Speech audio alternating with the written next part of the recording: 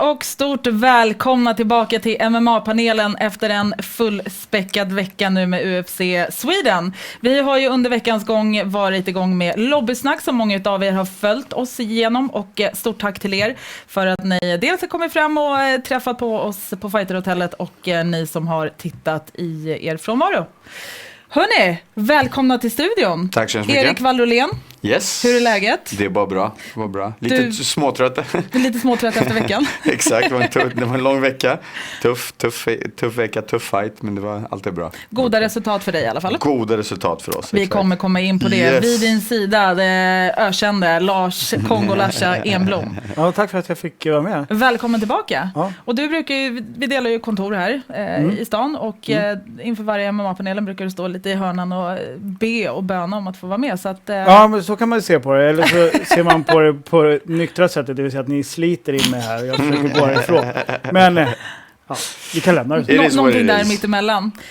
Våra kära tittare och lyssnare, ni, precis som jag sa, nu lyssnare, ni kan ju lyssna på oss i form av en podcast, och då via Acast, iTunes och Soundcloud. Idag så kommer vi fokusera på UFC Sverige, men först ut så är det UFC 238 där vi har 2 titelmatcher i både flygvikt och bantamvikt, och som gäst idag lite senare in på i programmet så kommer coach Andreas Michael. Så för er som har era alla frågor efter den här traumatiska, vemodiga helgen, se till att ställa dem på kimura.se i artikeln, alternativt på YouTube-streamen eller på Facebook, så kommer Erik här vid min sida ha lite bättre koll på det. Vi börjar med UFC 238. Det är en gala som kommer hålla hus i Chicago, Illinois, och som jag sa, 2 titelmatcher först ut. Så är det titelmatchen i bantamvikt mellan Henry Cejudo och Marlon Moraes. Är det Marlon Moraes som folk tycker du är lik? Nej, det var ju Jensen Medeiros. Just det, Jensen, så var det. ännu bättre. Ja, fast är det här en först ut, en titelmatch som ni någonstans ser fram emot? Den här viktklassen är ju lite känslig och den drar inte lika mycket mainstream-tittare som många det är väl andra. synd tycker jag, för de är oerhört duktiga grabbar. De är små men de är snabba, tekniska. Det är egentligen den finaste så här, rena MMA tycker jag. Det är nästan en skam när man ser de här titelmatcherna i just de här viktklasserna gå färre än 5 ronder. Ja. För att du har en sån högklass, precis som du sa, teknik och pacen. Alltså, men vad är det som gör att den här, när de är så pass duktiga som de är? För jag tror det blir för mycket teknik för folk. Folk vill se mer knockar och sånt där. PEOs, nej jag skojar. Det har ju förekommit i form av TJ Dillashaw där bakom. Erik, lite kort introduktion om de här 2 herrarna. All right, Henry Cejudo, OS-guldmedaljör. Inte fy skam direkt. Nej. Hade jättebra inkomst på UFC tills han mötte DJ. Gick inte så bra. Knä mot kroppen, gick ner. Han var väldigt kaxig innan. Men efter det så gjorde han om sig helt och hållet. Och jag antar väl det handlar lite grann om att vara en OS-atlet. För att jag tror de har ett sätt att jobba på som väldigt, väldigt få människor på jorden skulle orka med. Så jag tror han lyckades göra om sig själv, sitt stående på så väldigt kort tid men på väldigt hög nivå. Så att han gick från att se ut som en brottare som försökte slänga overhands till en karatesnubbe typ. Och väldigt snabba händer in och ut, jättefina rörelser, bra footwork, och sen så har han ju sin fantastiska brottning att leka med. Så då tog han bältet. En jättefin match. Och sen så knockade TJ. Säg vad han vill, TJ. Att det var för snabbt och sånt. Han är ju borta nu 2 år. Så att Cejudo tog den där 100%. Vilket nu i efterhand är väl ganska tur att det blev på det sättet. Exakt. Än att bältet försvinner och det blev många frågetecken där. Ja, nej, men det blev ändå så liksom att bältet försvann. För det var inte för att TJ gick ner. Men ändå, det är kul att han får gå direkt liksom, så som han hade fått bältet. För det förtjänar han definitivt. Marlon, en brasse som är jätteduktig. Han kör ju han kör i New York. Med Ray Long var de där, ifall jag inte misstar mig. Nej, det är inte Ray. Är det dem?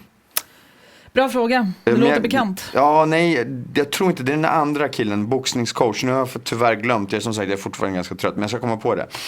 Men jättebra kille.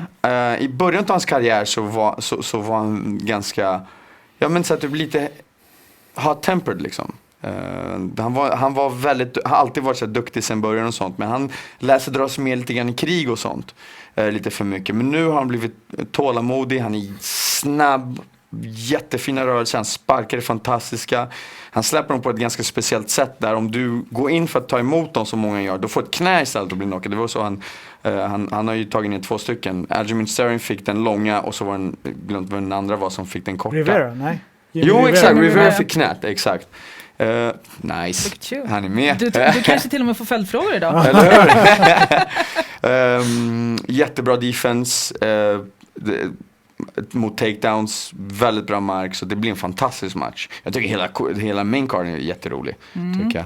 Och vi fick se en liten kort videosnutt ute på sociala medier idag. Om jag inte missminner mig så var det Ariel som la upp ett klipp där Henry Cejudo sitter och säger att jag har blivit kallad massor med grejer.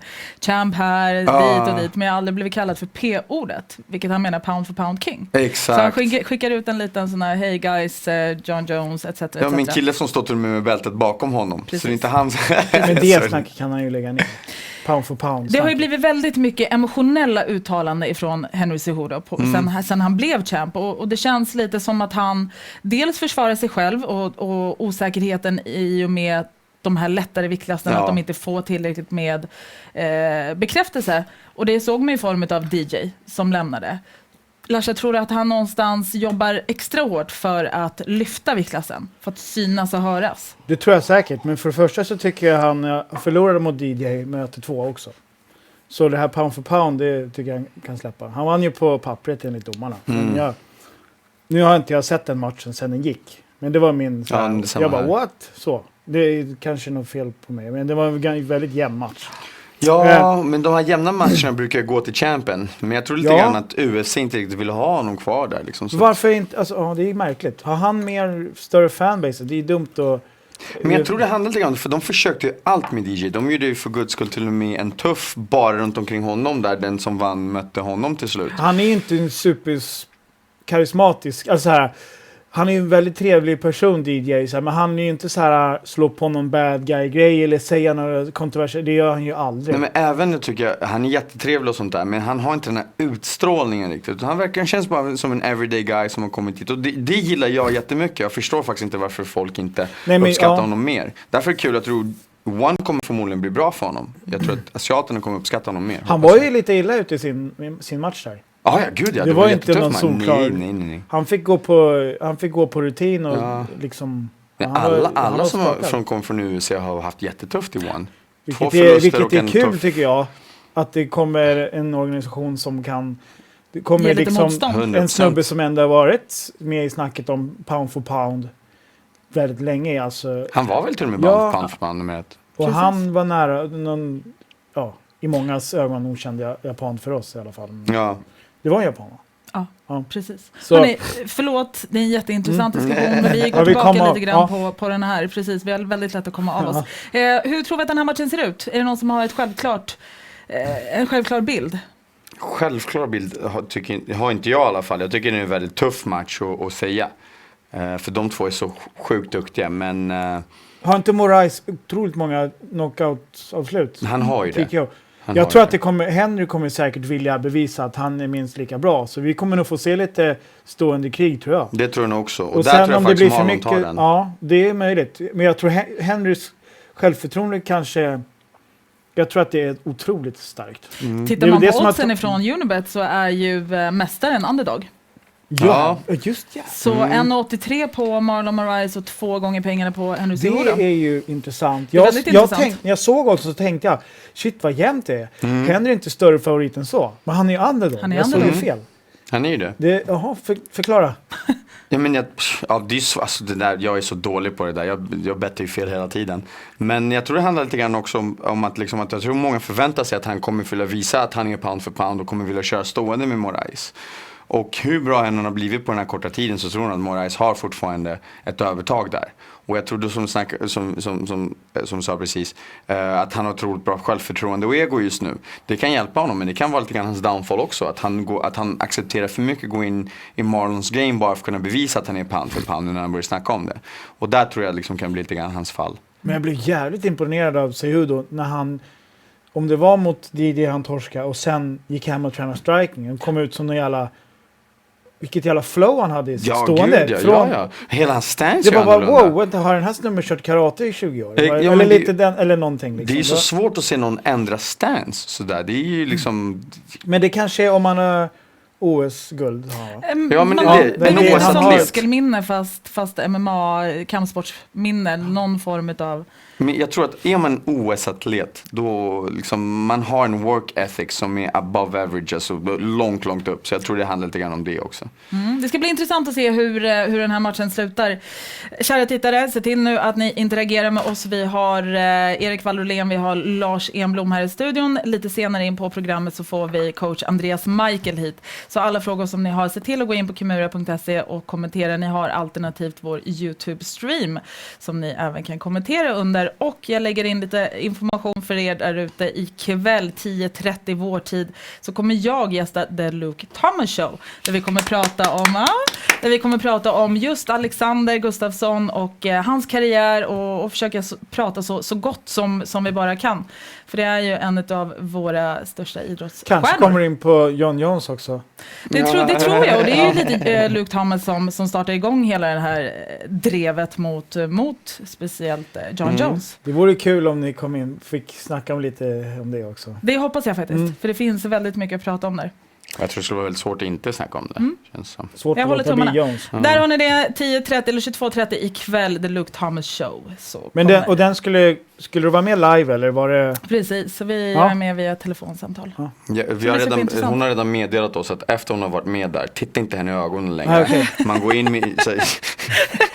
Men det är inte först efter. Vi hinner klart här. Hör av dig bara ifall du verkligen behöver. Ja, jag svarar inte på samtal längre hur som helst. Exakt. Ja, nej, det ska bli superintressant. Vi går vidare till nästa titelmatch i flugvikt som då är mellan Valentina Shevchenko och Jessica Ai. Jätterolig match också. Jätterolig. Och jäklar vilket odds. Ja.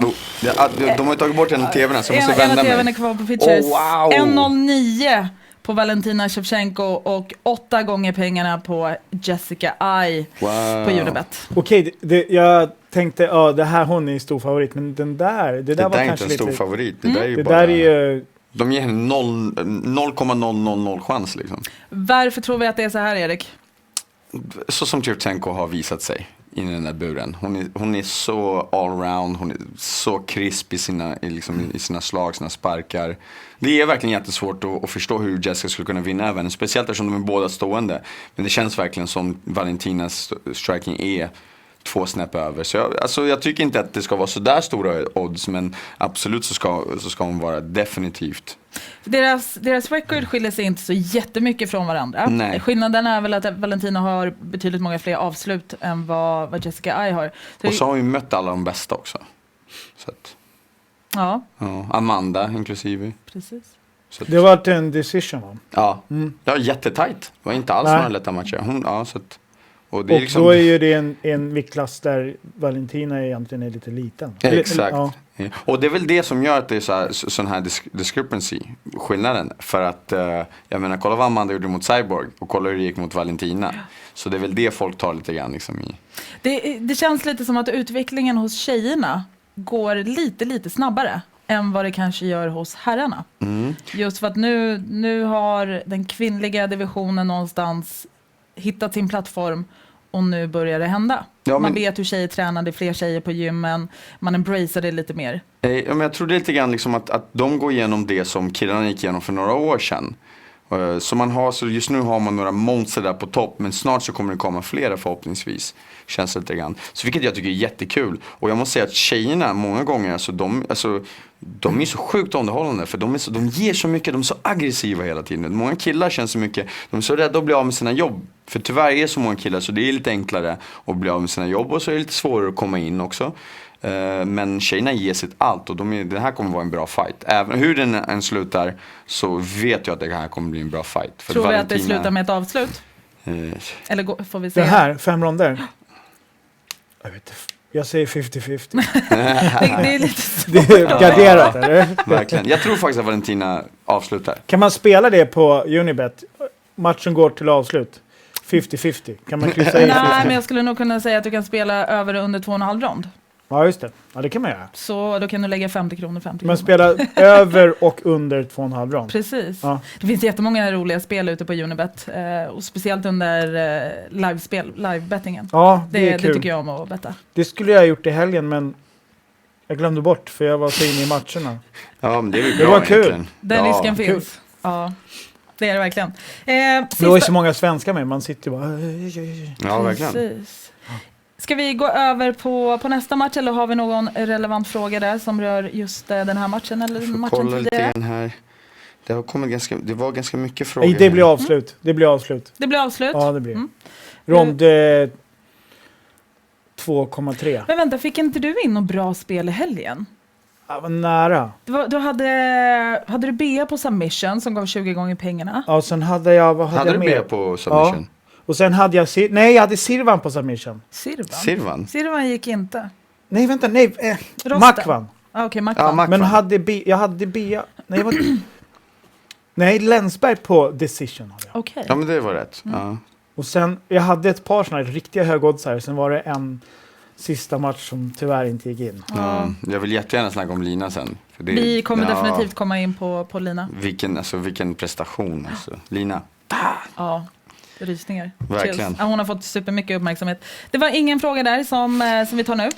Ja, men grejen är bara det att det har skrivits sjukt mycket på sajten. Så det är lite grann av en bok. Det är lite svårt att faktiskt hitta. Så alldeles strax kommer jag få. Men nej, det verkar inte vara riktigt någonting om Kikar du tjejerna. lite grann. Vi Yes. välkomnar er nya tittare här till MMA-panelen direkt efter UFC Sverige. I studion här vid min sida så har Erik Wallerolén och legenden Lars Kongo Enblom. Vi har pratat om UFC 238. Vi kommer gå igenom UFC Sverige och sen så får vi även in coach Andreas Michael här i studion. Har vi turen med idag. Jätteskoj. Kul. Även Daniel Teymur skulle komma förbi men han fick lite förhinder. Här såg jag inte en grej där typ, så där de snackade lite grann om hans pension. Så var det någon som skrev vad är det att diskutera? Det var väl helt upp till honom. Så var det särskilt eftersom ingen i panelen sitter på alla fakta. Men där har ni faktiskt fel. För vi kommer ta in Vems den. pension? Gustafsson. Jaha. Ja. Men där har ni faktiskt fel, PGA, att hans coach kommer komma hit och då har vi faktiskt alla fakta. Så Det har vi. Vi kommer in på det lite senare. Exakt. Vi har inte ens pratat om det. Nej, men de har redan... Det Ja, är de det som har är en problemet. diskussion För de har där. skrivit... Alltså, de har skrivit Ja, jäklar. kolla på Uppsatser. kolla på de Bra. här utläggen. Det är kul alltså. Ja. YouTube-streamer brukar det vara lite mer aktuella kommentarer Ja, exakt. kring exakt. vad vi pratar om just nu. Vi går över till nästa match och det är Tony Ferguson som äntligen är tillbaka som möter Donald Cerrone, cowboy. Ja. Som är ute på en trevlig vinststreak och uppsving i sin karriär, kanske mentalt både och fysiskt. Ja. Det känns lite grann som man har gått igenom det här förr, va? 7:e gången gilt för att gå ända fram till titelmatch, eller? Ja, men typ. Och så fightas så här nära in på och sånt. Och så det är liksom så här, han har gjort det här förut. Och man har sett honom bara gå upp och sen plötsligt så bara faller han 2-3 gånger. Så det är väl det som är lite grann problemet med den här fighten. Att vilken Cerrone får vi? Vilka typer av fighting-stilar har vi här hos de här två killarna? Vem Alltså- Tony Ferguson? Udda karaktär. Elvispen. Ja, udda karaktär. Han kör jättekonstiga träningar. Han har så här wushu-dockor som man slår på och bara helt... Att han inte körde... När han parade sitt knä, han körde ju egen rehab. Han hade ju ingen läkare. Ja, och han var ju tillbaka typ efter så här 6 månader och sånt där. Något som Och han har ju även gått igenom en emotionell resa i form av depression och har fått beslut om besöksförbud från sin fru bland annat. Men det verkar ha löst sig. Så vi får se lite grann hur det har påverkat honom i hans kamp. Det skulle vara intressant att se världen ur hans ögon en stund och bara se honom uppfatta saker. Frågan är hur mycket energi man behöver för det. Det kanske man behöver ju käka mycket Larsa, vem är cowboy? Cowboy, ja, han är ju en legend. Han går i match då ungefär varannan vecka. Ja. Och det är inga konstigheter. Han går upp, han tittar ju knappt vem det är han möter. Utan han går upp och kör sin grej. Vandrar lite mellan lättvikt och vältevikt. Exakt. Har han rekordet i mest bonusar? Ja, han har Frågan om han har det kvar det fortfarande. Han ligger väl ganska högt uppe där. Han har ju rekord på flest fighter har han väl. Och flest vinster också har han väl. Så att... Striker kan vi ju säga. Ja, men med bra mark. skills. Ja, exakt. Jättebra submission skills. tuff på marken. Bröt Han ser ju lite, i sin stil så ser han ju lite fyrkantig ut. Men det är för att han är så teknikbaserad. Så han struntar aldrig i sina tekniker på något sätt. Det är väldigt sällan, han är så kontrollerad alltid liksom. Ja, hur kommer det passa ihop med Tony Ferguson? Men det kanske är lite som vanligt, det blir en storm och Cowboy måste överleva i början. För han är ju lite seg ju. Ja, men exakt. Han tar lite lång tid på sig. Han har lite uppvärmningsperiod. Så det kan bli lite tufft för honom. För att Tony är ju väldigt aggressiv och ganska elak också. Sina press lägger han ju alltid på. Jättebra armbågar. Och Cowboy, jag vet inte hur bra han är under press. Han har väl haft lite problem med. Exakt, han har problem med. Och han har ju väldigt stora problem när man anfaller väldigt mycket hans kropp när man pressar honom. Det är där han har gått ner några gånger. Och det är jag helt 100 på att Ferguson vet. Sen har ju Ferguson också väldigt bra submissions. Hans dars är ju jättefin. Han rullar in på fotlocks och sånt. Där tror jag faktiskt att Cerrone är bra nog för att inte falla för. Men det blir kul. Det är jättebra kort alltså. Lite underskattade. Alltså det har varit så många bra kort på sistone så man hinner typ inte hypa längre. Men Ferguson är väl favorit antar jag? Vi har ju inte oddsen här. Jag vet inte om någon bak i men har det kommit upp något produktionsrummet. Jag kan kolla om jag hittar något på Unibet. Precis. Har vi någon fråga där? Erik, som du... Ja. De har ganska många matcher i det här ihop. Det är rutinerade killar. De har ju faktiskt det. Det är 2 väldigt rutinerade killar som... Ferguson är ju en gammal tuff kille också. Precis. Så det här ska bli superintressant. Och det är ju jänkare versus jänkare. Men lite grann här, Jolo Swaggerston säger att... han är grym. Ja, han är fett grym. Han säger att fint kort, 238 erbjuder ändå. Marlon och Valentina är riktiga killers. Tony vs Cowboy är allas dröm såklart. Så det blir kul. Och sen så får man inte glömma Jimmy Rivera mot... Gud vet han? Gianni. Det finns odds. 2,15 på Donald Cerrone, underdog, och Tony Ferguson var 1,70. Förlåt, jag avbröt mitt i. Det är inget problem. Nej. Det är lugnt. Förlåt, ja. Jolo Swaggersson. Ja, så var det Jimmy Rivera mot, vad heter han? Peter Jan. Är det Peter Jan? Peter Jan. Ja. Den är väldigt intressant. Och även sen Sterling mot Munoz också. Precis, exakt. Pedro Munoz. Så det är massa bra. Jag har även en tjejmatch, Tatiana Suarez, som möter ju Nina Ansaroff. Just det. Ja, den kan nog bli jäkligt intressant. Faktiskt. Tatiana hon är... jätteduktig. Bra grinder liksom. Ja, det finns potential, absolut. Ja. Hon borde vara favorit, va? Hon var väl också en gammal tuff tjej. Men hon fick lite skador och var borta ett tag. Jätteduktig faktiskt. Så det ska bli kul. Men det är jätteintressant kort. Och så säger Jolo igen, Valentina känns alldeles för proffsig för att åka på något random. Men det är MMA. Och jäklar, alltså... Man vet aldrig. Nej. Ansaroff 7,50. Ja. Så det är lite... Spela på den. Men du, Tai Tuivasa blir ju kul att se. Ja, han är ju en riktig avslutningsmaskin. Ja, verkligen. Så får man se om de dricker ur en stövel sen. Det har jag sett live och det är riktigt, jag är inte äckelmagad, men nej. Är det så pass? Ja, det är riktigt snuskigt. Vem var det som gjorde det också? Var det Cerrone? Nej, men det är den andra, han som mötte Iller förut, lättungviktaren. Lättungviktaren. Också från... vad heter han då? Pedro. Vi kan glömma det. Tyson Pedro? Nej. Precis, Tyson Pedro. Ja, precis han. Han gjorde det. Ja. Det är någon sån här nya zeeländsk. Det är bra för bakteriefloran. Lite skitrensa magen, eller hur? Ja.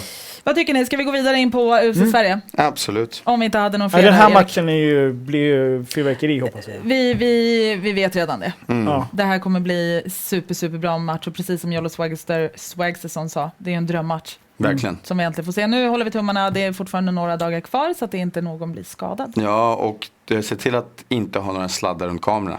Så att vi slipper ha en stor skada igen. För det var så han skadade sig förra gången ju. Vadå? Vem?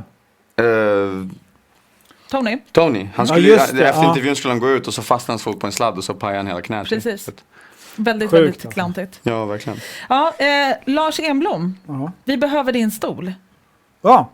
Är det dags? Det är faktiskt Ja, dags. grymt. Så stort tack för att du var med oss. Det var kul att vara med. Vi syns nästa gång och sen kommer vi byta ut dig mot Andreas Michael nere från Allstars. Ha det fint. Ska vi ge honom en liten applåd? Absolut. Applåd ut och applåd in för Andreas Michael. Andreas Michael, välkommen. Välkommen. Den här killen har jag sett någon gång i mitt liv. Tack. Hej och välkommen hit Andreas Michael nere från Allstars. Tack så mycket. Tack. Hur mår du? Bra. Ja. Med tanke på omständigheterna. Considering. Ja. Not the funnest weekend. No, it wasn't the funniest weekend, but No. that's how the game goes. You fight against the best. Sometimes it goes your way, sometimes it doesn't. Yeah. Föredrar du ifall jag pratar svenska eller engelska? It's whatever's easier Det for spelar the... ingen roll hur du Nej. säger till ifall det är något. I'm only talking English now, so if any international, we have a lot of international... All right. Then I'll do it in English as well. Yeah. So it was a long week, I can imagine. Very long. Yeah. And a downfall with Ilir as well. Yeah. How did what happened? Because the only thing we know is it was a back accident. Yeah, he's been having a plaguing back accident for quite a while now, and when you lose weight, when you're cutting weight, like all these small injuries start becoming big injuries. So he was training. It was nothing special that he did. It just became it comes like with the dehydration. And with the That's exactly what I say. Like Yeah. the weight cut doesn't help either, right? You know how it is. Yeah. Oh, I do. Unfortunately, I do. And did he felt like I can't do it while he was training, or was it during? Well, he's been having it was been plaguing him like for a while now, and after a while, he said like, okay, it's bearable, but when we started cutting weight, he started getting pain in his back. Then he went down to his leg, and he was like, I'm not a doctor, so but all I see was that all we see was that it was a problem. It was a problem. He couldn't like function properly. And he's a tough guy. I mean, that's not one of those guys. No, that's it's just gonna, no. He's So it's never gonna not- pull out just because it hurts a little bit. So You know, no. So do we feel like this is going to be? Sorry, I forgot to shut no my telephone. worries, no worries. Is it surgery? Is a surgery necessary, or is it just rest for him? No, I don't think it's surgery. You know, I just think it's like he hasn't rested, like, and he's been irritating and pushing it on. And when he cut weight, then it just got worse. So I don't know I'm not a doctor, so I don't know how it's gonna get better. But I don't think it's he needs surgery, and I hope not. just a long He just needs to like period heal. of rest. He just needs to heal. Yeah. And not do reps with 150 kilograms down at the gym. man, He's Jesus a beast, and He trains so hard. yeah. He trains so hard.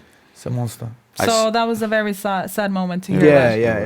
And I have to say I'm feeling sorry for Volkan as well. Yeah. With a big respect to him, because he trained, and he came in, and we have to respect that as well. These guys, doesn't matter if they're our opponents or not, like, there is a respect among sportsmen, and I felt sorry for him as well that he didn't get to fight. Yeah, and he was very respectful the whole time, right? Very, He never spoke very. an ill word and everything. He just understood. And he but had it's to sad. go through the weight cut as well. Exactly. That- He had to go through that weight cut, and that's why I was like feeling like, you know, it's a shame. It's a shame, but we fight another day, don't we? Yeah, of course. We fight another day. Of course. Right. I just want to send my best heartfelt regards to the leader, and I hope he's doing well mentally and everything, and just that he remembers that just take the time to rest and come back stronger, and I believe he's going to do great. So Of course. Unfortunately, maybe not, we won't be seeing Alexander Gustafsson in the octagon again. yeah, that's really sad as well. Who knows? Who knows? Who knows what the exactly. future holds? You know, like, I think that sometimes you speak like out of disappointment, sometimes you speak out of anger, frustration. So you never know. You never know. Giving me space, and all these idiots on the internet that are talking now, like Marshman and that prick. Yeah, he's back now. Yeah, of course. Of course. They all hide behind their keyboards, the cunts, you know. But at the end of the day,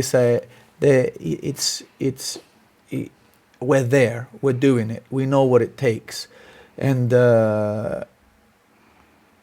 I see these guys as human beings as well, and they have emotions, they have like feelings, and it's tough to handle them when you have a downfall, or when you say it doesn't go the way that you expect. But he also said before the fight, if I lose this fight, I'll quit. Of course. And he said that before as well. Is that something he says for motivating him? I'm not saying he will come back, and I'm not saying he will quit. What I'm saying is, let's see what the future holds. You know, that's what I'm saying. Many fighters have said they quit, and they've quit.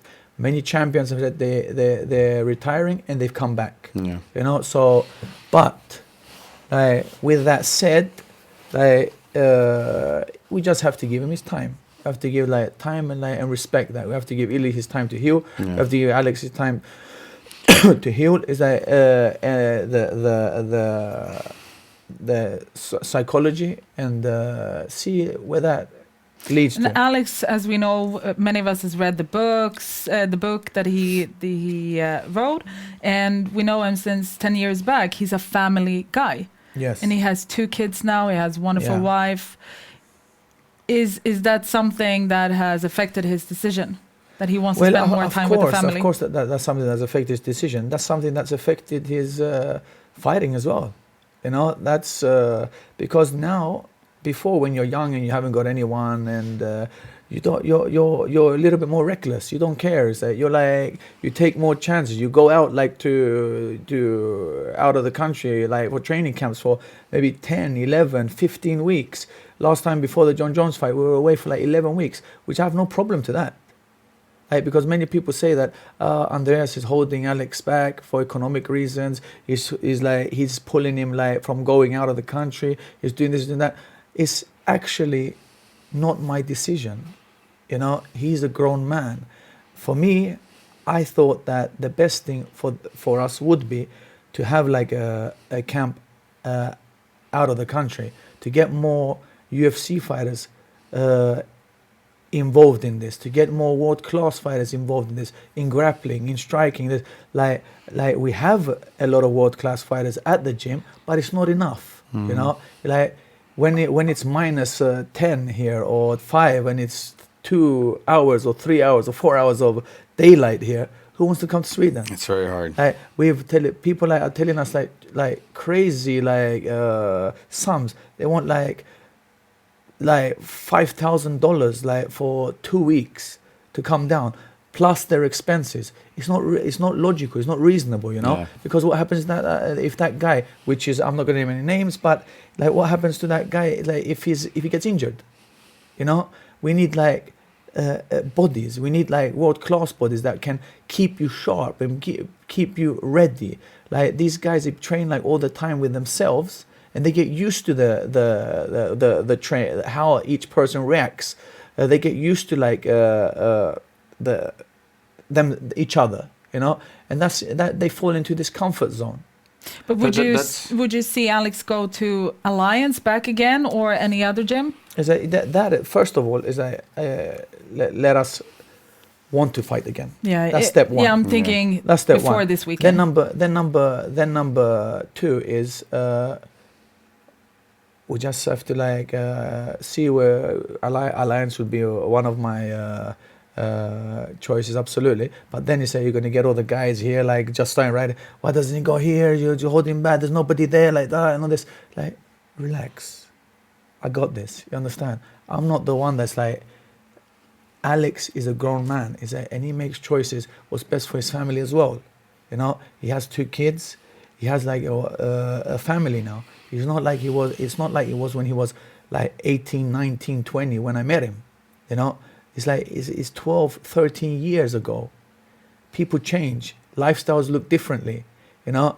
And is this something that you have discussed the past time? Of course. Of course we have discussed it.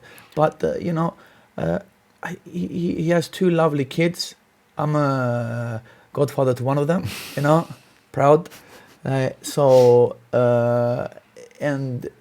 I haven't got any kids, so I cannot make that choice for him because I don't know how that feels to leave your children for like 2 months or 8 months. That's especially when they're this small. That's the hard part. It's a tough sacrifice. It's a big sacrifice. So for me to say, we should do that like this is like it's easy for me to say. That's what I believe. You understand? But that's what I suggested and believe. But it's not that easy for a human being to leave his family and his kids and see them grow up like on Skype, you know.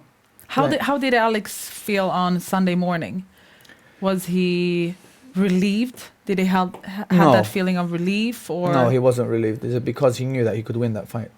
That fight was like, and he was winning in my eyes. Let's go through the fight. Yeah. You were there by his side. Yeah. I actually have a question here exactly that, asking like why he was so passive in the beginning. Why did it take him so long to get into the fight? Well, was that what you guys planned, or? Of course, that was a plan. That our plan was this.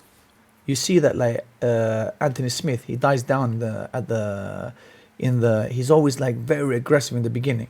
You take away the dog's teeth, he can't bite you, you know. So as you saw, he slowed down tremendously. Yeah. It's like as the third, fourth round was coming, he was slowing down. We're breaking him out. We're breaking his spirit, as they say, slowly. But he was game. He said that because that's why it's called Lionheart. That's why he's one of the best in the world, because it's like he's always game. He might be lacking in technique, but like what he lacks in technique, he makes up like in spirit and heart, you know. So he's always game. But I could see that he was starting to break down. Like his game was not there. He was not there. Like he was slowing down. He was not believing that much in his right hand like he was in the beginning. And if you see like in a couple of his knockouts that he has, like I've been studying him for like a couple of months now, you know, he starts very, very fast, but he always slows down at the end of the second or third. So what we did was like be passive, like don't expose yourself. Don't take any stupid like risks. Like, and this guy was slowed down, and that's when we started like working. We started working because everyone's saying like, oh, but Alex, he wasn't. No, he didn't have the best boxing. He didn't do that. It wasn't the best performance. But neither does John Jones do the best performances nowadays. You know. Yeah. But we could have pulled out the win. You know. So for me, it's like I'm not out to impress anyone. Not you, not you, not you. I don't want to impress anyone. I just want to get the W, you know? Whereas an athlete, is that he wants to impress like the fans. He wants to make a show of it. And I was telling him like, you're winning. You don't need to do any more. He said, you're starting to like take over slowly. He said, okay, it wasn't a beautiful sight, you know? He could do much better. He did do much better 1 week ago. Like in the sparring, it's like you're probably there as well. Like you're at the gym as well, and you see the guy. He never gets caught in these things at the gym. No, like he never. I could, you know, we never seen him in this situation. Could you see between the rounds any difference in his motivation? Well, did he lose it? Well, he wasn't losing his motivation. He was just getting like frustrated because he wanted more things to happen. You know, and it was a frustration. Like we just needed to like hold our cool and calm and collect, and just ride out the points. You know, like but that's exactly what I felt. I felt like 1 and 2 were more Lionhearts, but then around 3, that's really Gustafsson took over. And the funny thing is that what I saw between round 3 and 4 was actually Lionheart going to his corner, sort of going like this. I thought like, okay, now he's giving up. But then something happened in the 4th when he tried to take him down, and then it was very strange to see because, as you said, I've never seen Alex. Well, I've seen Alex be in bad positions, but I've never seen him being ended in those bad positions. He's always able to get out and things. So that was to me like the most. I just don't understand because Alex has actually very good ground and he's super tenacious and I don't know. Fast as well. Yeah, exactly. Like what happened was this: like I asked the judge and I looked at the scorecards. He said we're actually winning 2 of the 3 rounds. Mm-hmm. You understand? He said just like slightly because of these kicks and like these flicks and stuff. We're And the actually movement, like right? ahead by then. He's like, which is great. Like home turf. Yeah. Like, Of so course. you know, like it was a close round the second, but I'll take it. It's no problem. You know, as long as it's for us, I'll take it. You know, and then he said, all of a sudden, he said, you get like the scenario where you're feeling like, Alex, you're winning this. Like, just work a little bit more your right hand. Like, finish the rounds with maybe like last 30 seconds. Finish the round with a takedown, like he did in the 3rd round. Finished the round and he won the round. Like, what happened was that all of a sudden he said he's feeling that he's starting to come into his now. He did a good body kick, like in the 3rd, I think, a good body kick. Like, but like I was always telling him, do not relax with this guy. Yeah. This guy, everything he does 100%, everything. So That's we why he were a gets little out. bit tentative in the beginning, is that, but we were sucking all the energy out of him, and you could see that you were sucking all the energy out of him.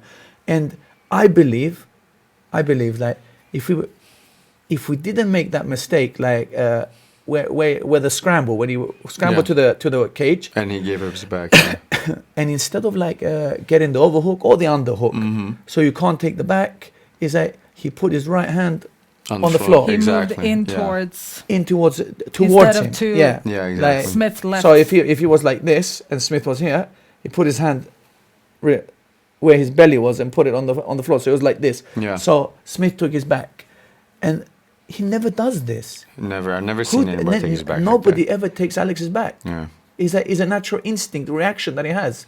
Is that, you know, so saying Have that. you talked to him about it? What? He's this is why he's so disappointed, because he knows that he never does this. No. It's a silly mistake, and he doesn't know why. He never does this mistake. He's never done it. He never does this mistake. Like, whereas we worked a little bit extra on our ground, but we also had like great boxers coming in and sparring with us, guys that are going to qualify for the Olympics. We had like great grapplers like Alan Nascimento, Yeah. and some of the guys that fought in the World Games, like coming from England, like Bruno Matias and all these guys grappling with him. So we can't say we didn't have like Ilir, like which is power, you know. So we had what we needed, you know. It was just a bad day at work. Yes, it was, absolutely. But again, like Alex told me, these things shouldn't be happening. You know, they shouldn't be happening. It's too much At stake. to lose, to make these silly mistakes. And this was just a silly mistake, but it cost a lot, you know. And because of his disappointment, I love him to death, you know. I've known this guy's like my son, you know. So I would defend him to the end. This is what some people don't understand, is that they think that I am dictating, Holding him back. holding him back and dictating. I'm completely different.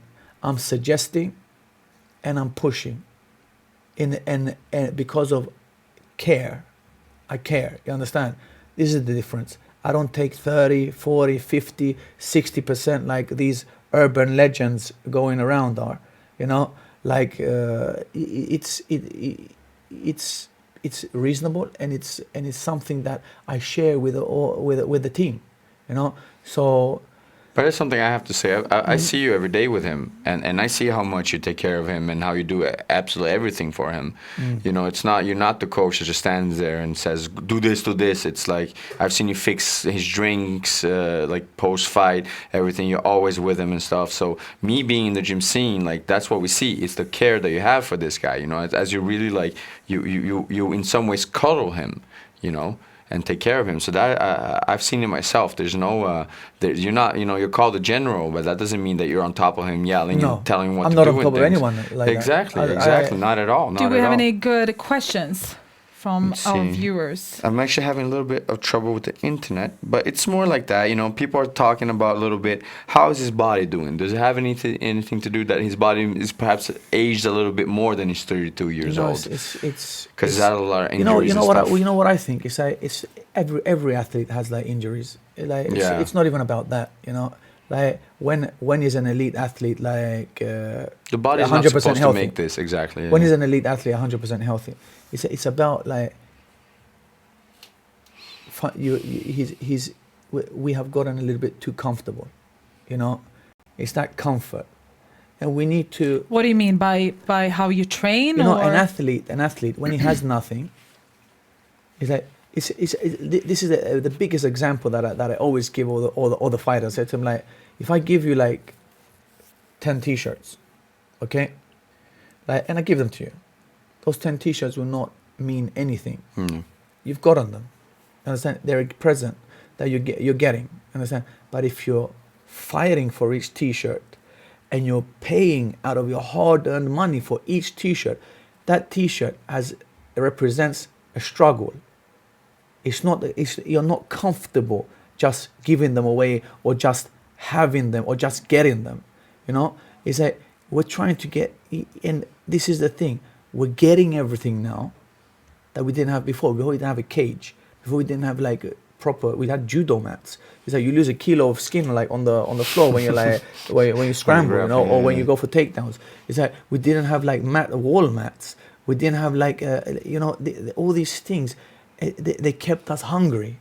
Eye of the tiger, and at the end of the day, say this is what I think in my eyes is missing, because it's a normal evolution. When you don't have when you're living like on bread and water, and all of a sudden you say you have like steak and caviar, you know, it's like, and you're eating steak and caviar every day. It's like you don't know like what it is anymore. You forget what it is to have like bread and water, or you don't appreciate the steak and caviar because that's your normal daily routine. There's you know? actually one guy, a viewer, that has asked a question about if you could go back in time. Exactly. I was actually looking at yes, yeah, exactly. That's a very good question. If you could go back in time, what would you change around Alex, his fighting, his career and everything? Career. Is there anything like you wish you were done differently? Yes, asked that. Well, if I could go back in time, is like I always say, I would have liked to be away a little bit more, away from all the distractions, away from just get out of our comfort zone. A little bit too comfortable. That's all. It's like, because we've already done so much, you know. Listen to this. Sweden, like a couple of years ago, was like MMA was like a second class sport. Yeah. Like martial arts was a second class sport. Yeah. Like only for hooligans. Boxing was banned. Professional boxing. So we had a lot to catch up to.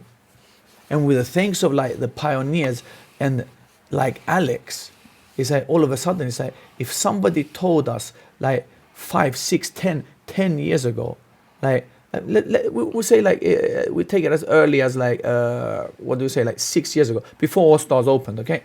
If somebody told us that a person like 7 years ago, a fighter would fill Globen or Tele2 Arena at 4 o'clock in the morning with like, well, how many was it? 25,000? 30, I think. 30,000 yeah, we reached 30. You know what would happen? There's like they will lynch me and they will laugh at you. throw me in an asylum. You know, they'll think that this guy's he's got a screw loose. You know? And how come Alex achieved that? Because we need to thank Alex. We do. We have to take our hats off. Why was Alex the right guy? Well, Alex he was the first guy to actually be in the top 10, and he was the first guy that like made a monster like John Jones that was destroying everything in his path before Alex. Yeah. Like beatable and normal out, and he actually won the fight. But that's another story. Like, you know, like, so he beat. Well, I'm gonna get a little critic now and all this. Like, okay, he didn't beat, but in your opinion, he did a good fight, you know, with what do we say? With one of the greatest fighters of all time. But he also did a good fight against Shogun, which was the biggest name at that time. Yeah, and DC as well. Great fight Alex against was DC. the first one to start beating like world-class legends. You know, like Shogun. Shogun was a legend in Pride. He was a UFC champion. And Alex took him apart. You know, Alex was the first guy to actually break that barrier of not just being happy to get into the UFC, not struggling with these top 60 opponents in the UFC. It's like he went through everyone till he started actually fighting the guys that were John Jones, Shogun, Cormier, that are legends of the sport, you know. And I think that that's one of the biggest reasons why he created hope. Do you think as well people felt connected to him because he's such a down-to-earth guy? He's just, Absolutely. you know, a very regular guy. You meet him, you almost never say he was a fighter. He doesn't like the glamour. He doesn't like the spotlight. He doesn't like to he doesn't like to get bothered. Yeah, you know, you know, like with his interviews, you know, he's like he doesn't like to read all the shit that Marshman writes.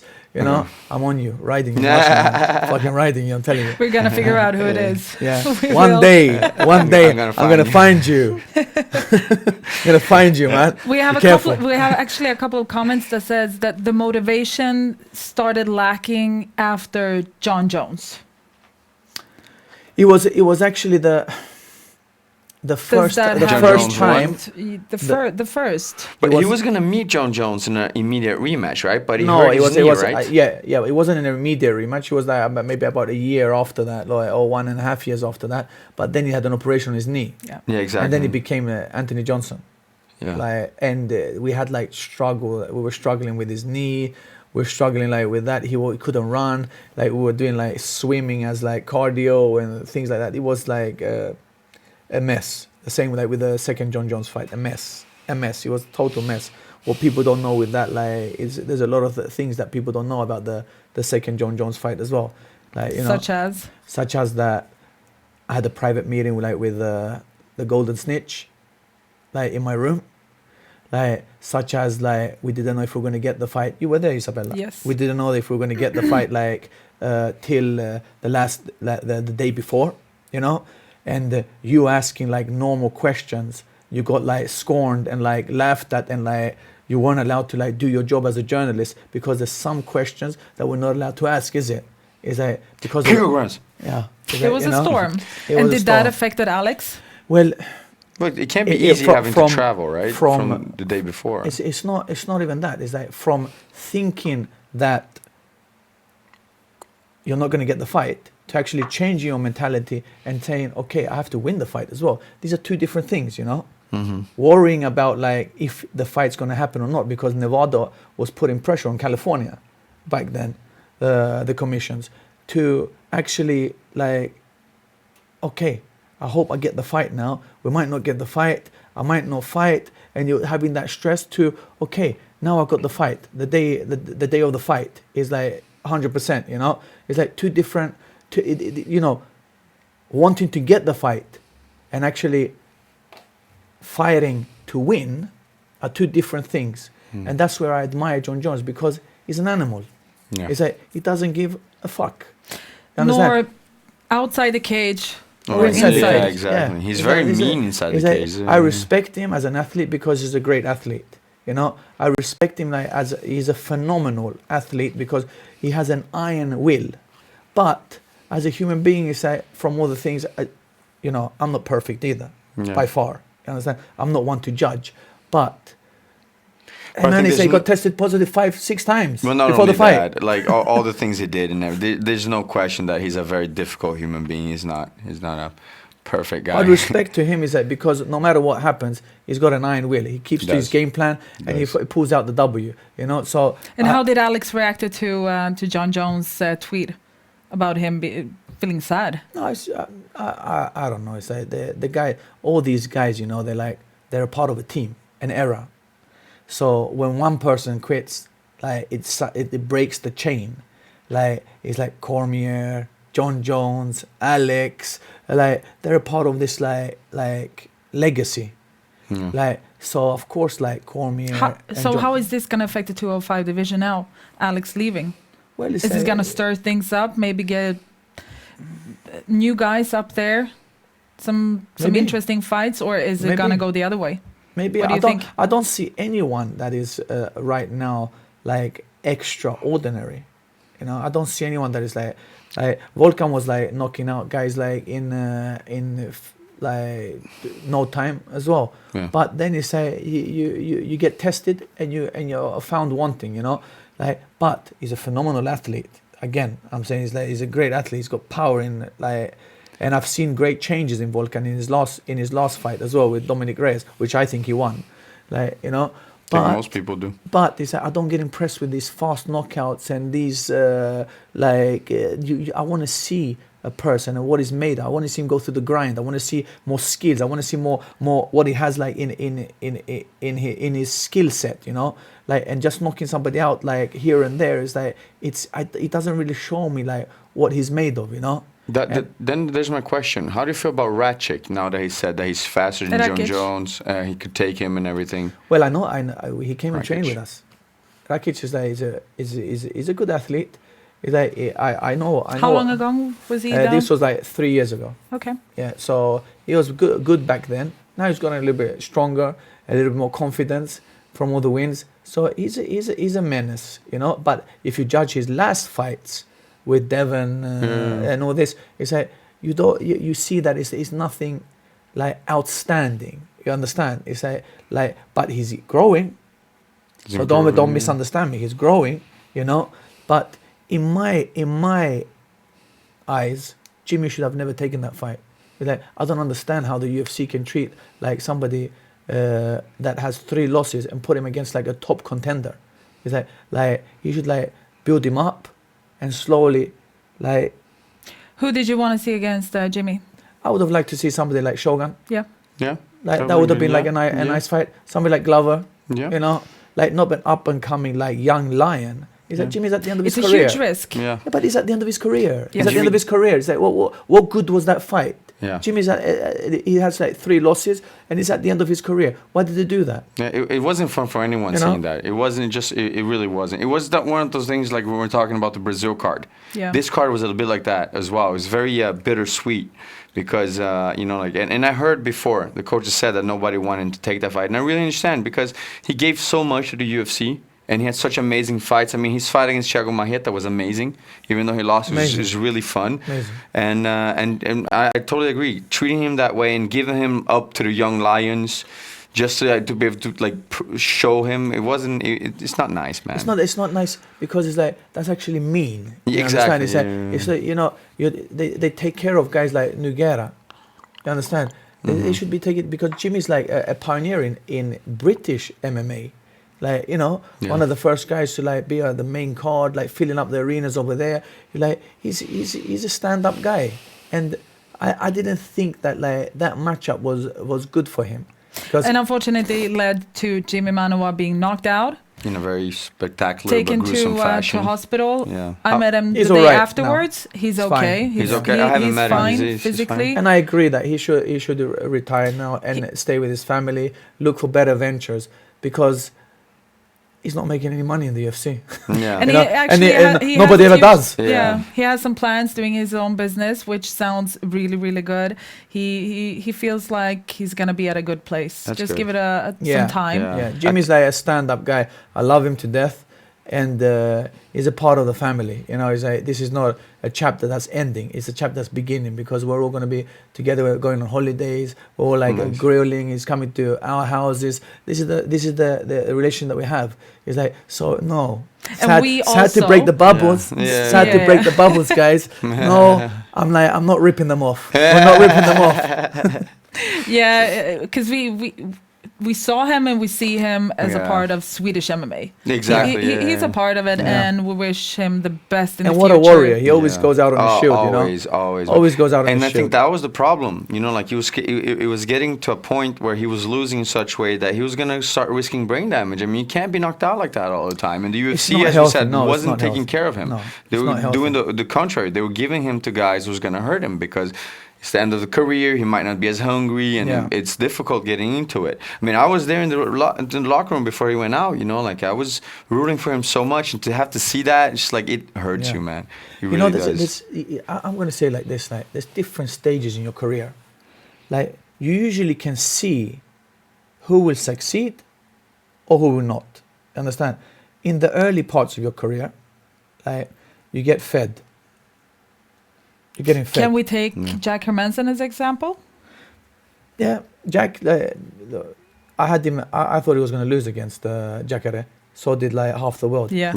I thought so. But what a fucking heart he has. That guy is tough. He is tough. He's man. tough. He's It's tough. like iron. This is what I'm saying. It's not really about what you know. So if you know like maybe like 3 or 4 techniques, 5, 10 techniques, okay. If you know 20 techniques, 30 techniques, same shit. You understand? It's how you use those techniques and with what spirit and heart you use those techniques. What is the fuel behind every technique? What is the fuel in here? You understand? And in here. You don't have this or this behind what you're doing. You don't believe in what you're doing. It's not going to work. Even if it's wrong. You understand? When I was like, in all my training experiences as coach, and I've had a few, some say no, but I've been around, you understand? Like, been traveling to maybe 50, 60 countries. I've been like Olympic coach of Sweden, boxing, whatever. We have traveled together. We have traveled together as well. Stuff, yeah. Is that, and out of all these, we've been to training camps with Rigonda was there. We've been to tournaments where we had round robins and stuff where Lemechenko was there. We had Gamboa. We had I was in with Felix Savon. They came the sparred with a guy called Modo Salla. And all these things. So we've been around. And what I'm saying is that I was thinking that when you go to these great training camps, and when you go to these great gyms, you're gonna see something that's spectacular, fire coming out of their fucking ass. It's and atomic bombs flying out of their hands. It's not at all like that.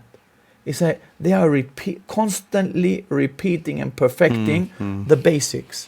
It's they're strong, extremely strong is what I have found. Wow, extremely strong. Extremely fast, extremely accurate, and they just keep on going.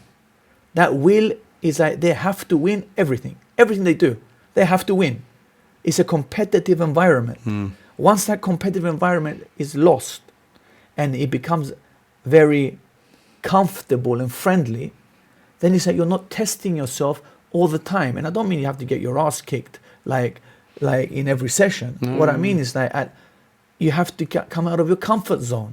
You have to be pushed to get the balance back. Yeah. You have to get pushed to be uncomfortable, to be able to handle that uncomfort, that discomfort when it happens in the cage. That discomfort must be something that you've drilled 1,000,000 times, and you can handle it. It's a second, it's a sixth sense that you just react instead of think, and.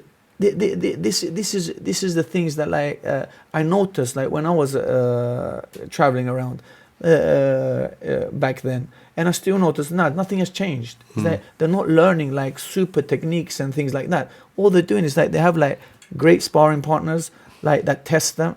They train hard, they train ferociously, and they want to win. They have the eye of the tiger, and that eye of the tiger sometimes get lost in your career. And you find it, or it doesn't come back. But it's up to every individual person. It's like, how much is this worth for that person? Yeah. You know, I cannot ask you to sacrifice as much as what she's doing, and I cannot ask you to sacrifice as much as what he's doing. It's like, it's every individual person's choice how much they want to sacrifice. Yeah. But sacrifice leads to character. Yeah. And when you have character, you can overcome anything, you know? And that leads us into Daniel Teymur, which Yes. needed to overcome his biggest fear. Yes. What I think would be his biggest fear, losing in the globe, in Stockholm, in Yeah. front of his friends and families and fans. And I was so happy for Daniel. Same here. I'm telling you, I'm so Yeah, happy me because too, actually. he's had like very tough fights. Like the same thing here is like Daniel has had like very difficult opponents. Difficult in the sense that like they weren't like green. And at last they gave him like someone that was not that difficult, but at the same time that Daniel could have the chance to grow. Yeah. You know? They were sort of on the same level going in more, right? Instead of like him coming in on short notice against people that already been doing it for a little while, Yeah. they gave him the correct type of matchup. Exactly. They gave him like a guy that like that would give him the chance to grow. You know, not taking anything away from Daniel. He's a beast. Is that? But what I'm saying is like that they gave him the chance to overcome this like hurdle that he's had in front of him like all this time. It's like, and I think like he needed this. He needed. The guy was not the best guy in the division, and I don't think he's going to last that long. That guy is like, but Daniel needed this so he can grow now. He's gotten over like this first win jitters. He's 1-3 now, poor guy. You know, so like I think that this will help him grow and he'll become a better fighter. And he's a tremendous hitter. He hits so hard. Once he gets like his game going, where he can like do his setups, he can have fun by creating the openings instead of like forcing the openings. do you think the fight went as you wanted it to go, or Yes. is there a lot to work on? Of course, there's a lot to work on. I think that all the Swedish fighters, there's a lot to work on. This is not good enough. If you're going to fight anyone better than what they fought like yesterday. But it's a good first step for Daniel. But it's a good first start for everyone. Yeah. Like it's a good first win for Daniel. And there's a lot to work on. It's like, of course, it's like because the opponents just keep getting better, you know. But he did fantastic. He controlled those nerves. At the home turf, you know, and he pulled out a win, and I was so happy for him, you know. He deserved it. After all he's gone through, he deserved it. Like, and I think that like he's just gonna grow after this. Like, but the person that I got like surprised about the most was actually Dina. Rostam. Oh yeah, he fought Rostam. really well. I didn't think Tough. so either. Tough, Yeah. very tough. Like, It was a shame he couldn't get the win, the W. It's Yeah. like, it's But you it's know, a much closer his- fight than I ever thought. it just shows like his inexperience there. Yeah. He could have won. And that was one of the He could question have won, marks yeah. before the fight. Is he experienced enough, or It just showed a little bit his inexperience, and he gets hit a little bit too easy. Yeah. You know, like I saw that in his last fight. Like he gets rocked. Is that you shouldn't get hit that easy. You know, like especially from this grade of opponents right now, because when you there's C, B, and A opponents. Okay, like so if we're having a hard time with C level, then we're gonna have a super hard time with B level. Yeah. If we have a hard time with B level, we're gonna have a super hard time with A level. You know, so like we need to go back, and none of this I'm gonna take 2 years to have at the next fight, because I don't agree with that stuff. You know, like if you want to get in the UFC, you better be ready. You know, Yeah. is that you better be ready, and it's not going to take you like 3 years to grow into the UFC. You better be ready, because you have to rip through a division like Alex did, like Jimmy did. It's like David did, like you know. and like, it's a huge pressure, especially for a debutant, because you can't say no. no, 'Cause absolutely you won't not. get absolutely another not. chance. Exactly. So you have to step in. You have to I do. think he did a great Definitely. show. A great show. Yeah. He's got a heart He of really a did. He has a heart of a lion. Like, and he's impressed me. He's like, he's raw material that you can work with. You know, Yeah. he has all the raw material there. Is that he's got the heart. He's got the technique. He just needs to like not get hit that often, you know, because those two like knockdowns are what caused him the fight. I think, which I think it was give and take as well, seesaw the fight. Yeah, you it know? really was. Like It could really have gone was, either yeah. way. Yeah. It's like I thought like maybe at a hemmaplan, you know, like maybe would have like gotten it, but you know, like, It was a tough it's only in call. Brazil that It those. was. It was. Oh, it's only in Brazil those things happen, you know. Yeah. Here in Sweden, it's like The funny different. thing is, even in jiu-jitsu, like people say that there was a world championships this weekend, and there was an American that won, and they showed they made a meme with the picture of the judge with the American's hand up, and he's looking like really mad.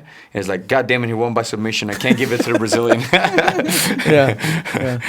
So, but what I'm gonna say is like it's like we have like a lot of good fighters in Sweden. We do. And it's a small country. It's yeah. crazy that we got so many good fighters. And like these And you guys have a couple of guys. monsters. Yeah, monsters. Especially, I don't know. I think it was after his first fight in Fight Club Rush, Chimaev. Hamza Chimaev, Bilal. We all said it. He's a beast, and hopefully UFC has their eyes on him. Yeah, we have like I was in Jordania with him, and he fought somebody that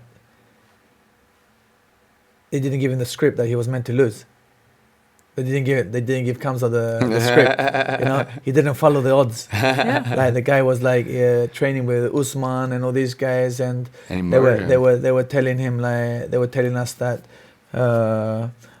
it's okay, you know, like it's maybe we he took a huge leap now, and the Ikram like I forgot Alaskarov, I think his name is, like he's a good fighter, and Kamsa just he mauls people, took him apart. He mauls like, people. He came in as a raw wrestler, like maybe 1.5, 2 years ago, and I saw the talent and the aggression in him. He doesn't accept. He doesn't give you an inch. No, he's got you. You're dead. His darces are crazy. And he's getting better and better and better.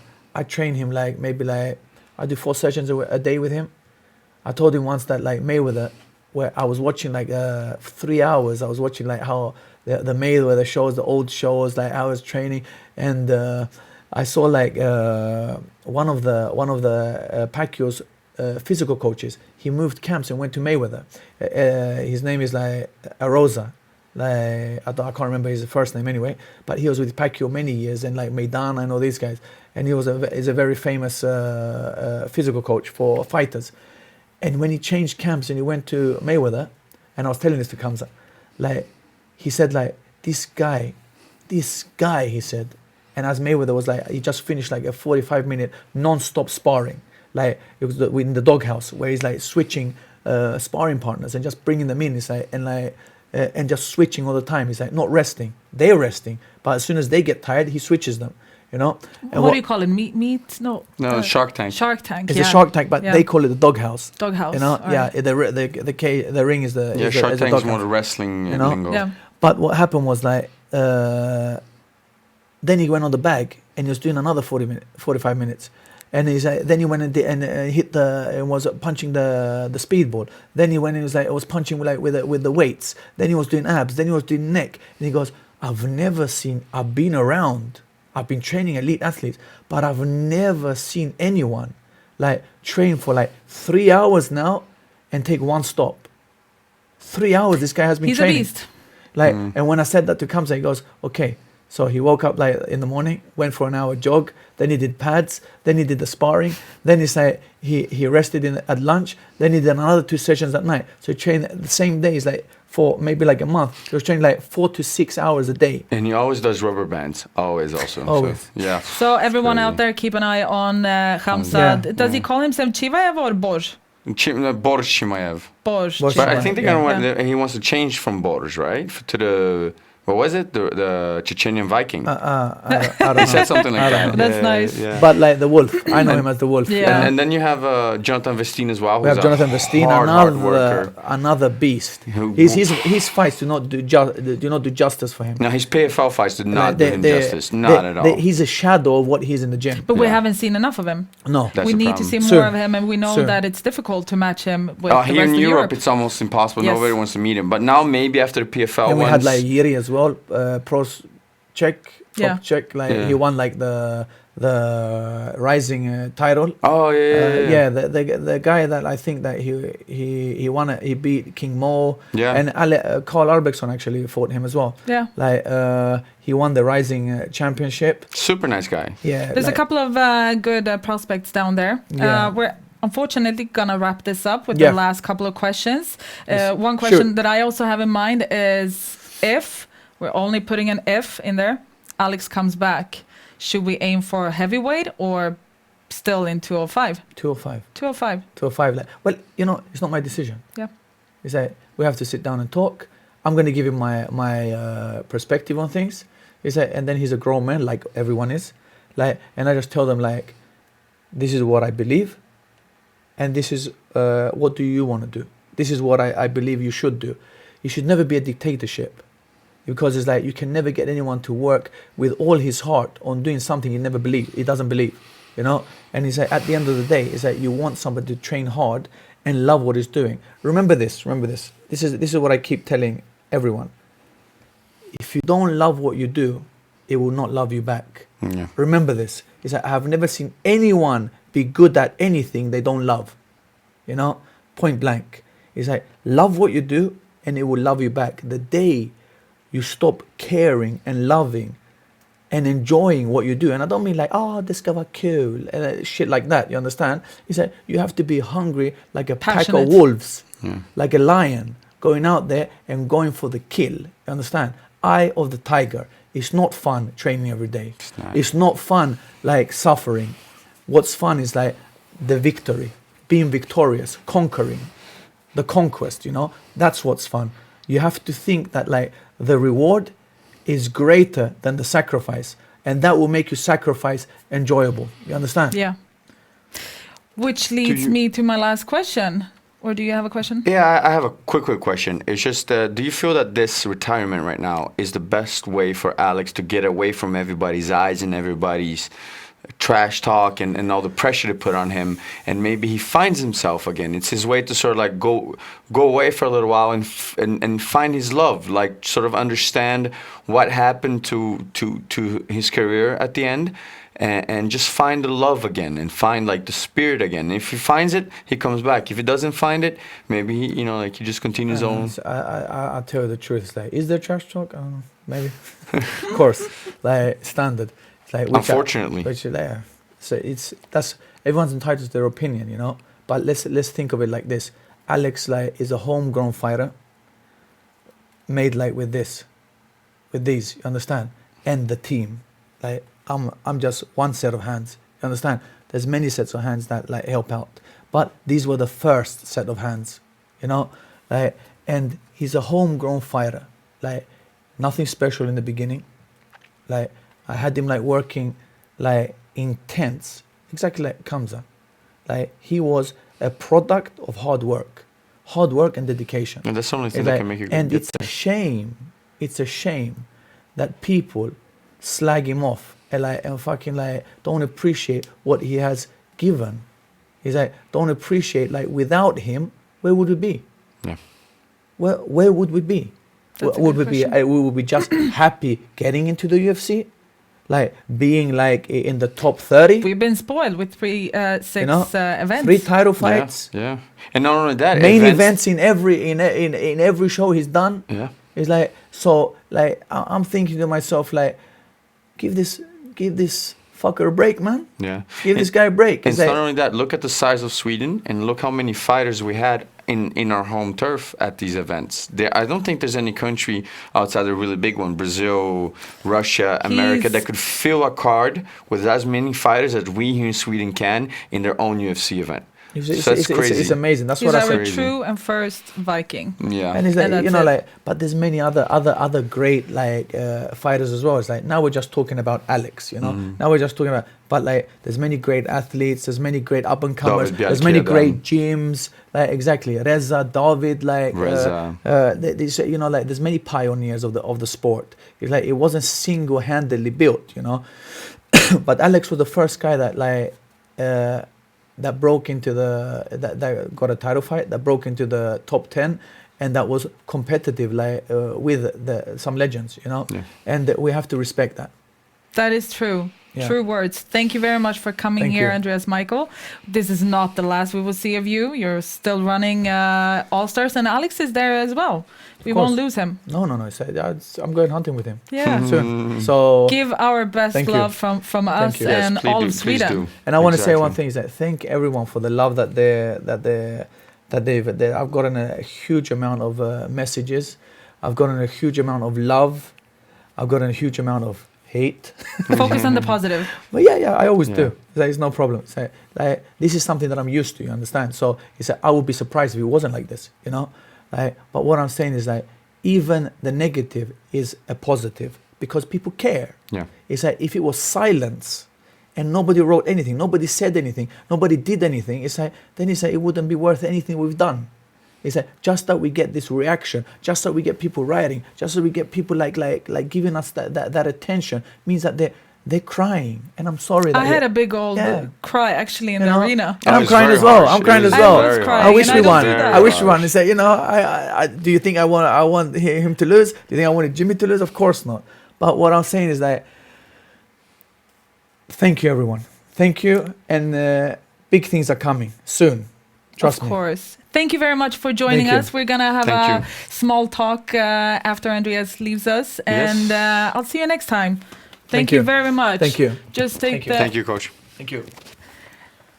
Andreas, Michael, allihopa. Jag hoppas att ni har fått många frågor besvarade. Ni hörde ju, det är väldigt mycket kärlek och tack till er där ute. Och fortsätt att fokusera på det. Det enda Alex förtjänar nu är vårt stöd och kärlek och uppskattning för allting som han har gjort för oss. Utan Alexander så hade vi inte kunnat sitta här, till exempel. Vi hade inte haft Expressen, Aftonbladet, någonstans skriva om just den second class sport som Andreas sa. Exakt. Jag får rysningar för att det är så stort. End of a generation. Det är verkligen det. Är verkligen så att och det är ganska många. Vi har inte nämnt, men Reza har ju precis lagt handskarna på hyllan. Det är många den här vevan nu. Reza har lagt handskarna, Jimmy har officiellt nu. Gustafssons. Så det är synd. Så all kärlek till Reza också. Vi kanske inte har nämnt honom så mycket för han lämnade ut sig för lite tag. Han fick tyvärr inga fighter av CB som han försökte få. Men all kärlek i världen till denna man också. Han är rolig, han är skön. Jag älskar att träna med honom. Hans kondition är hemsk. Det var så. Oavsett hur bra jag gjorde ifrån mig, till slut så blev jag bara för trött och han var fortsatte. Och han är en rolig figur och vi kommer sakna dem sjukt mycket där på fighterna också. Så kärlek till honom, kärlek till Gustafsson. Alla love till Jimmy Manua. Verkligen. Så det håller vi alla med om. Men vi ska snabbt gå igenom de sista matcherna. Ja. Vi har pratat om Alex Smith, Jimmy mot Alex Rakic, Teymur, Rostem, Lina Länsberg mot Tanja Avenger. Ja, det här var någonstans det viktigaste vinsten på galan. Ja, faktiskt. I form av avgörande, vart man har kommit någonstans. Debutant självklart Bea, ska inte ta någonting ifrån henne. Men att man kunde få se den här utvecklingen hos Lina också. Nej men exakt, jag håller med och jag coachar ju Bea. Så att för mig vill jag egentligen bara lyfta fram henne. Men jag tycker också att det här var den viktigaste vinsten. Hon låg lite illa till där innan och det är ju i och för sig Tonja också. Men på sättet hon vann, att hon krigade sig ur och sen tog hon över och utgrindade grinden. Det var faktiskt inte någonting jag förväntade mig. Och äntligen fick vi se elbows. Exakt, ja, men elbow queen. Och för mig var det lite grann så liksom att och när jag trodde att Lina skulle vinna var det på hennes, liksom att hon skulle kunna hålla distansen och använda sin thai. Jag trodde verkligen att hon skulle vinna på Tonjas egna game. Och det visade bara vilket hjärta den där kvinnan har. Och det var så kul för Akira Korisani är också så fin. Jag gillar honom jättemycket. Känt honom ett tag nu. Det är alltid kul när jag träffar honom på olika events. Jag har satt upp honom så fint här bakom. Ja, jag hade ingen exakt, bild på Lina, men... Ja, men Lina också så fin. Och du vet, hon var så... liksom karismatisk och trevlig mot sina fans och liksom, hon förtjänade det här och det var så kul att se. Verkligen, vi kom fram till att Lina Länsberg är motsvarigheten till Jack Hermansson. Ja, absolut. Personlighetsmässigt och den här positiva Jack energin. är så fin. Jag såg honom aldrig göra någonting annat än att le och vara glad. Och när folk bad om autografer, det var ingenting. Hon likadan. Efter fighten, det var en tuff fight. Det var jättetuff. Hon gick runt och låg mot alla och var trevlig och snäll och liksom alla i och för sig. Alla på den här galan var jättetrevliga och sånt. Så det var ingen bullshit eller snack. Nej, Skitsnack vi skickar ut ett stort grattis till Lina Länsberg. Verkligen. Och jag hade Red faktiskt Line. turen att få träffa henne precis efter fighten och gratta henne. Ja. Och det var jättekul för att göra på hon förtjänar och det var alltså. Ja, det blev blött i ögonen när hon klev ut där också. Det måste jag erkänna. Det var mycket som hamnade i ögonen. Mycket smuts. Det var mycket. Jättedammigt där inne. Usch vad jobbigt det var. Grus överallt. Grus överallt.